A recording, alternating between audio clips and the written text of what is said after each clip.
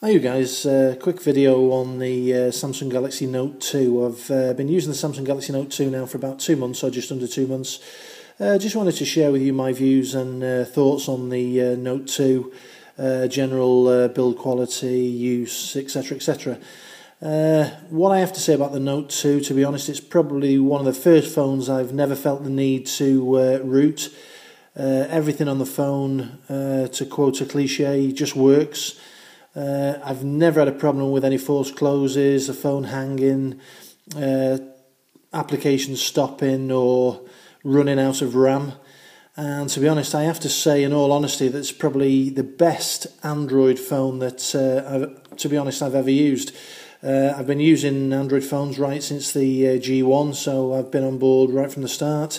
And to be honest, this particular version, Android 4.1, it hasn't got 4.2 like the Nexus 7 and other Google Nexus devices. But what I have to say is what Samsung have done with the operating system on this device and the way they've customized it with TouchWiz. TouchWiz was a name that I actually hated previously. I'd used mainly HTC phones and was quite used to the Sense UI. What I found in later versions of Sense UI, especially on the One X, is that it was just too bloated. It just used too much system resources and tended to have glitches along the way. Now I know with the One X, a lot of them have been sorted out since you've had Jelly Bean. The device is working really quick, really snappy.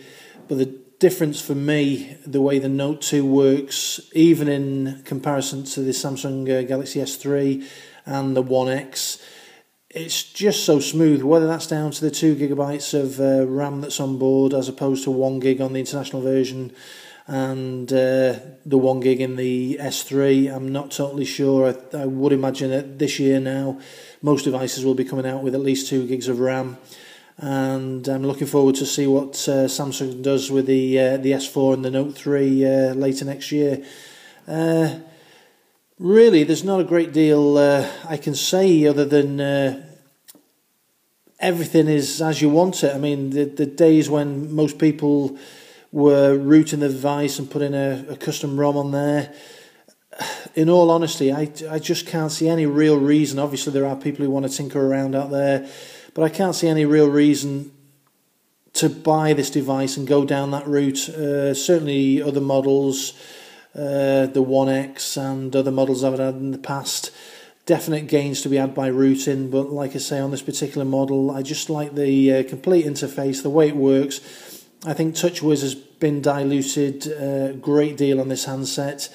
The extra software that's included for the S Pen, the way you get the pop-up screens that come up, your instant note comes up, same with the headphones when you plug them in. There's so many different extra features that Samsung have integrated into this phone that at the moment, to my mind, if you can live with the size of the phone, I just think it's a real world beater at the moment. I know other companies are coming out with larger phones, 5-inch screens, but whether the software will have the same sort of end user feel and usability as the Samsung devices have at the moment, I'm not too sure. I do believe that Samsung, using a lot of their own components, screens, chips, etc., etc., really marry their use of Android to their chip, much in the same way that Apple designs their own chips and are manufactured by Samsung and other companies. They have a real insight to how that chip is going to act with their software, and I think, to be honest, Samsung have done the same sort of thing. I think this is why, to be honest, Apple are really running scared, and I can see, to be honest, a lot of the user feel of the device. If I pick up an iPad and I use the Note 2 or the S3, I can see a lot of similarities. It's so smooth, it works similar to how you would expect an iOS device to work. But I think what Samsung have done, they've gone that whole mile further and put so much more into it, so much more usable and customizable. And there's so much you can do with an Android device like this, even if it has copied certain iOS traits.